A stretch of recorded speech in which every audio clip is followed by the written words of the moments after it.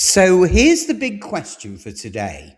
What if I told you that in 2025 and 2026, buying a cheap car doesn't have to mean buying a disposable car?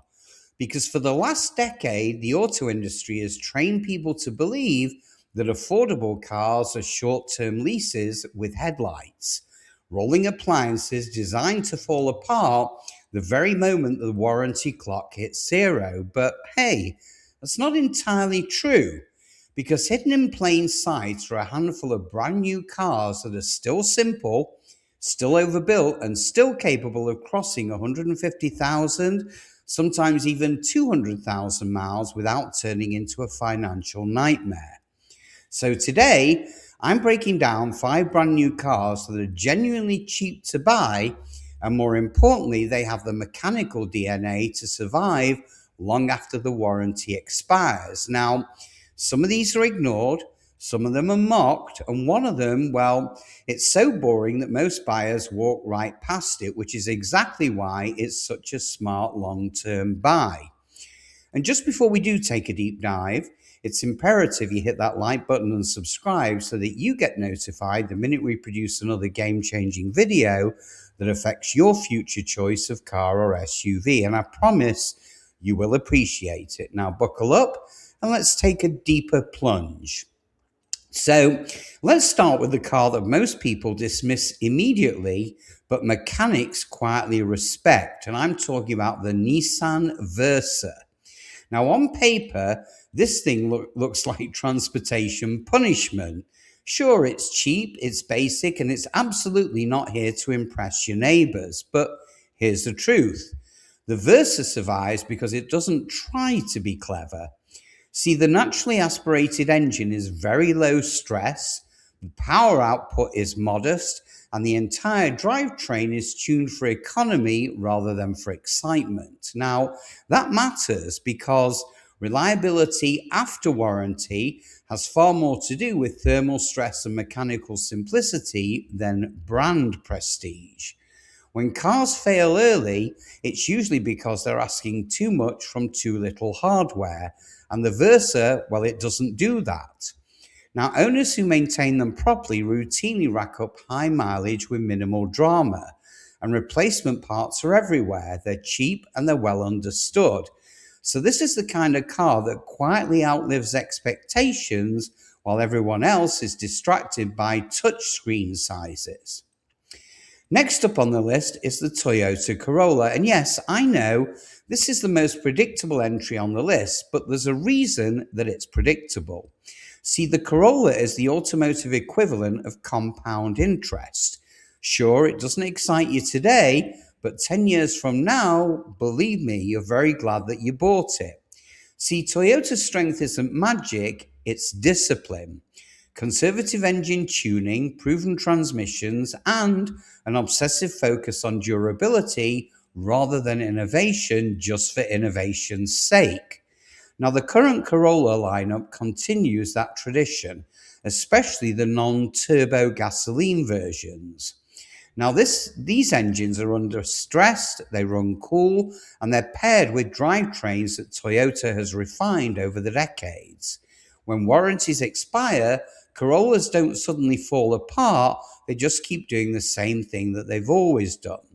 And because so many are on the road, well, repair knowledge is universal. Any competent shop can work on one, which of course keeps ownership costs predictable long after the factory coverage is gone. Now, next up, let's talk about a car that's improved quietly while everyone else was paying attention elsewhere. And I'm talking about the Hyundai Elantra. Now, 10 years ago, Hyundai's long term reliability reputation was extremely shaky. But today, well, it's a very different story. The Elantra has benefited from years of refinement, tighter quality control, and a strong emphasis on value without unnecessary complexity. So the key here is choosing the right configuration. The naturally aspirated versions avoid the long-term risks that are associated with high-output turbo systems, and Hyundai's modern manufacturing consistency has quickly closed the gap with Japanese rivals. Now, what makes the Elantra especially compelling is that depreciation works in your favor. See, you get a modern interior, good safety tech, and strong fuel economy without having to pay a premium up front. After warranty, ownership costs tend to remain manageable because parts availability is strong and the mechanical layout is straightforward. It's not flashy, but it's far from fragile. So, midway through this list, here's something to keep in mind. And don't click away because the final car is the one that most buyers completely misunderstand. See, the cheapest car isn't always the best deal. And the most popular car, well, it isn't always the smartest long term buy. Reliability after warranty is about design philosophy, not about marketing. And that brings us very nicely to the Honda Civic. See, this car has evolved, but it hasn't lost its core identity. The Civic has always balanced efficiency, durability, and just enough encouragement to keep owners satisfied long term. The current generation continues that formula, especially in its non-performance trims. Honda engines are engineered to spin smoothly for hundreds of thousands of miles. And the Civic's platform, well, it's proven remarkably tolerant of real-world abuse. Late oil changes, imperfect maintenance, and daily commuting punishment don't derail these cars the way that they do with more complex competitors. After warranty, Civics tend to age gracefully. Electrical systems remain stable, drivetrains stay tight, and resale value remains strong, which is an often overlooked component of reliability. It's a car that still has value at 150,000 miles, and it's rarely a bad one. So finally, let's talk about the sleeper pick, the one that doesn't get enough credit, and I'm talking about the Mazda 3.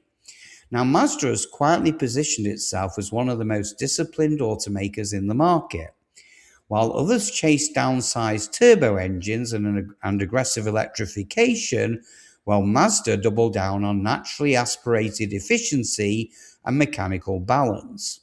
The Mazda 3's engines are engineered with high compression but low stress, and the company's avoidance of problematic CVT designs has simply paid off. See, these cars feel solid well past their warranty periods with tight steering, durable interiors, and fewer long-term drivetrain surprises than many of its competitors. See, the Mazda 3 doesn't shout value, it whispers it. Owners who keep them long-term often discover that maintenance costs stay low, repairs are infrequent, and the car simply doesn't develop the cascading failures that plague more complex vehicles. So here's the final takeaway. Again, buying cheap doesn't mean thinking short term. In fact, the smartest buyers in 2025 and 2026 are the ones resisting over-engineered tech, oversized screens, and unnecessary complexity. But the cars on this list share one thing in common, and that's restraint. See, they don't try to be everything. They're not chasing headlines, and because of that, they're far more likely to still be on the road and still affordable to own long after the warranty expires.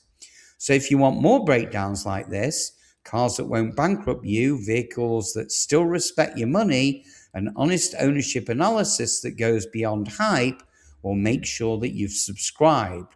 And drop a comment and tell me which one of these you'd actually buy, or if you're already driving one, how many miles have you got on it? And stay tuned because next, we're going to be talking about the cars that look cheap up front, but become financial disasters the moment the warranty ends, and that's coming in a future video. So once again, guys, thanks for watching, my fellow drivers. I hope you enjoyed the content on this channel, and I'll see you guys on the next one.